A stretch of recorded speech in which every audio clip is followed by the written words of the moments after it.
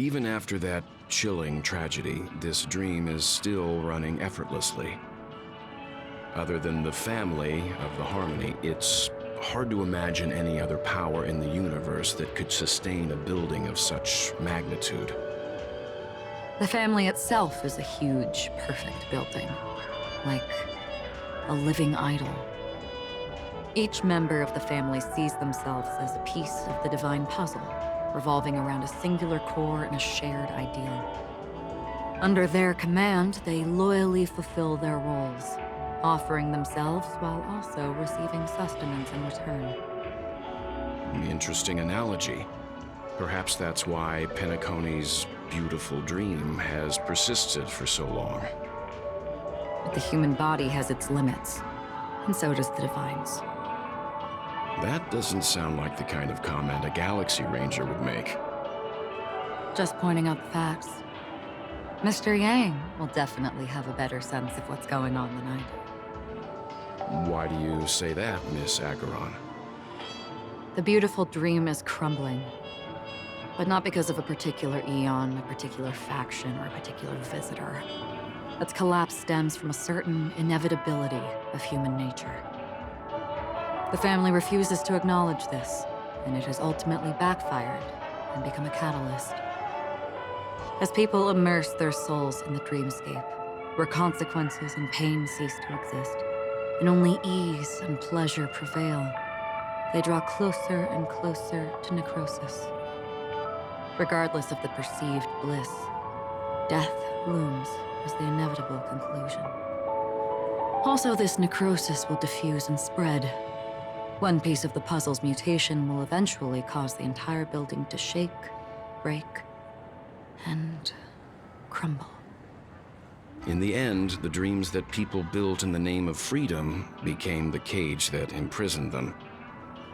I'm sure you've gained a lot from this trip, Miss Acheron. Are you willing to share your findings with me? Of course. That's if I remember.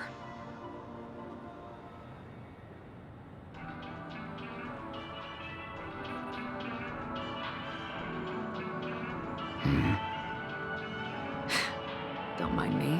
It's just a habit. Owing to events in the past, I've become easily forgetful. It's only when this sword is unsheathed that those hazy memories start to become clearer. Take your time. That should do it. I vividly remember everything that occurred on Penacony. Ask away.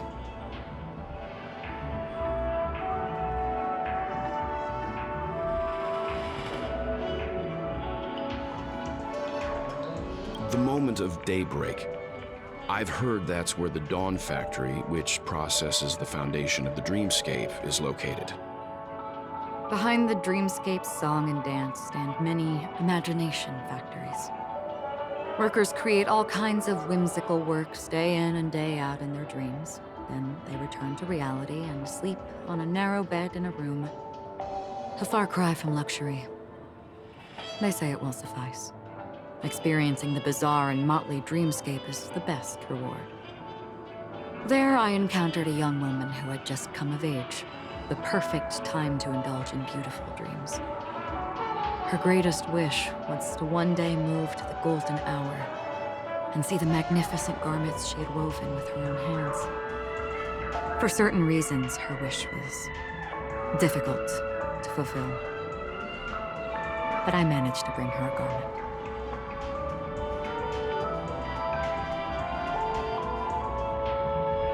Gilded Hour. It's said to be Penacony's currency center. Yes. It is a fortress-like financial city, the economic heart of the dreamscape. The Pepeshi people of the Alfalfa family are there to keep it running, sending blood that is made from money everywhere on Penacony. Everyone there is exquisitely dressed and always in a hurry. The greatest wish of the local Pepeshi people is for their future generations to work in the Gilded Hour. I've never met anyone who is willing to talk. I could only stand at the crossroads, watching crowds of people hurrying like the wind through the jungle of steel. only to deposit the alfalfa credits that they'd earned into the bank's vault. I don't know if they would open the vault's door, but before I left, I witnessed a well-dressed Pepeshi person plummet from the sky, while those around him continued on their way, unfazed.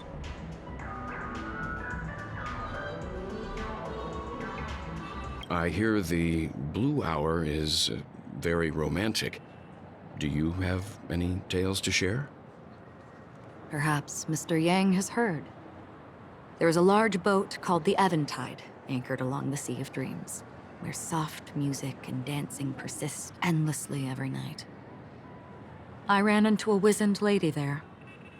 She was at the dock, waiting for her long-departed lover to return, waiting for countless hours within time that stood still. In the humid sea breeze, she spoke of her own youth. Like many who desired wealth and love, they came to Penacony to pursue their dreams. Alas, her lover's consciousness was lost in the dark depths of the Sea of Dreams. Finally, she suggested we continue our conversation on a boat in the shallows. I agreed and boarded the boat with her. But she never said anything. Her eyes absent-mindedly gazing at the horizon for what seemed like forever. Finally, we retreated to the beach. The dreamscape of chic, luxury, and consumerism, the moment of dusk. My companions have been there too. Then you all must have seen those who are attempting to realize their dreams.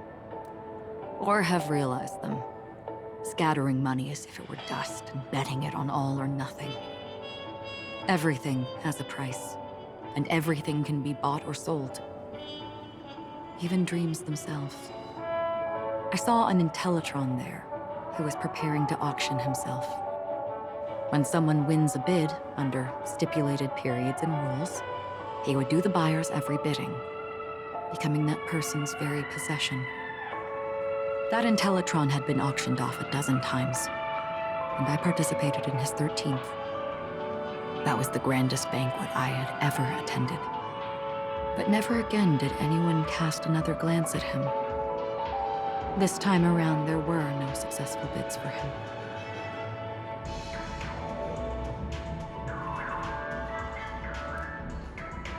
This is what I've seen and heard along the way.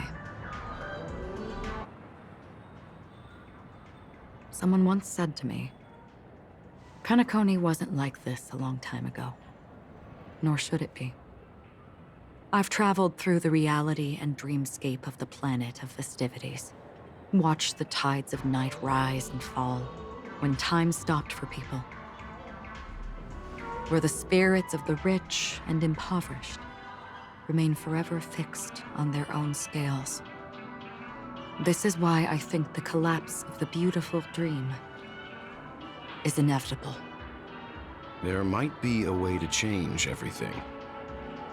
Perhaps. But if this is indeed the world that people desire, if this is precisely why life chooses to slumber, should we still seek to change it?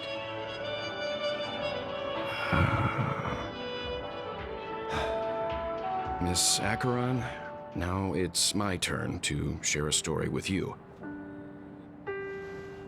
There was a man from my homeland who, at a time when the world was grappling with deep, unhealable pain, made a choice. He wove together the dreams of everyone in the world, linking people's dreamscapes, and shouldered this burden himself. From this, he created a giant, a spiritual atom. And since that moment, the giant stood between heaven and earth, becoming the pillar of the world's existence. As a price, those who found it hard to move forward, who could not advance, forever lost their future. They slumbered in a dream, devoid of disaster and pain, living out their days peacefully in the man's created utopia. And it is because of the wishes of those people who wished not to awaken that this spiritual atom became unbreakable. And yet, you stand here right now, which also means that man failed. Because people must always move towards the future. Even if human weaknesses make them pause when they truly cannot move forward, humanity will eventually seek a way to save itself. And that man, he was never a failure. Like everyone in that world, he etched the possibilities of human nature into his heart. He was the sun chaser of legend, soaring towards the sky and embracing his final victory with his fall. He ascended to heights uncharted, only to come face to face with the sun, a place not visited by anyone before. His wings would melt because of it, only for him to fall into the sea. And after that, countless others would surpass him, soaring to even greater heights. A fitting metaphor for the Nameless's trailblazing spirit. Thank you, Mr. Yang. I know what you wish to confirm. The universe has innumerable similar, yet different worlds. In these worlds, there are innumerable people who look alike, yet don't. I, too, have embarked on journeys, encountering old friends with familiar faces on different worlds, witnessing their destinies follow paths similar to mine. So I will tell you, even if not completely similar, the story you just told, it overlaps with my past. And within that abyssal dream, I ended that man's life. Alone.